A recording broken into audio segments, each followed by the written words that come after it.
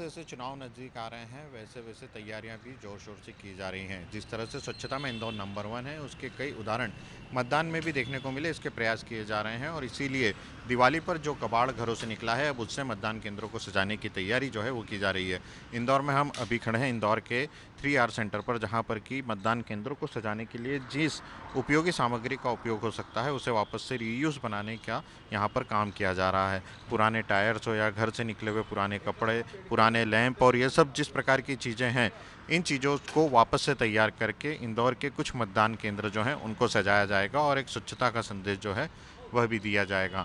इंदौर में नगर निगम के द्वारा सबसे ज़्यादा प्रयास ये किया जा रहा है कि 3R सेंटर्स जो हैं उन पर सबसे ज़्यादा उपयोगी सामान जो है उसे वापस से ज़रूरतमंदों के लिए पहुंचाया जाए। रेड्यूस, रीयूज़ और रिसाइकल के प्रोजेक्ट पर काम करते हुए यहाँ पर पूरी तरह से उन सामग्रियों को तैयार किया जा रहा है।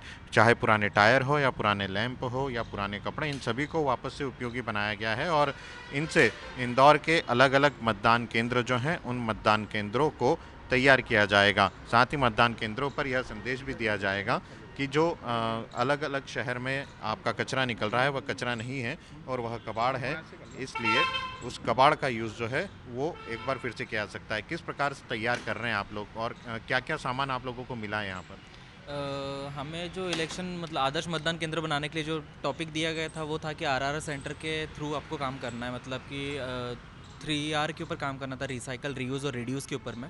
तो कुछ सामान हमारे पास में पहले ही पड़ा हुआ था, जैसे आरआर सेंटर के ऊपर कपड़े वो आते हैं। साथ में अभी थीम जो दिया था दिवाली वाला, तो दिवाली के अंदर बहुत से लोग घर साफ़ करते हैं, सभी लोग करते हैं इनफैक्ट। तो उनके घर से जितना सामान आ रहा था तो उस सामान को हम लोगों ने यूटिलाइज़ करा इस चीज़ों के लिए।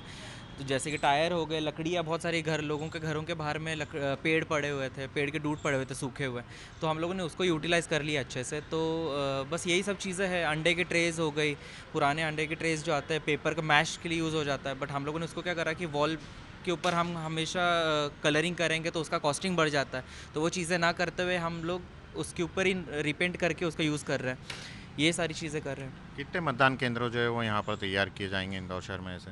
आरआरआर के पास मतलब जो हमारे पास में है वो फ़िलहाल 2 ही है, बाकी टोटल इंदौर में 50 है, बट हम 2, हमारे पास 2 है।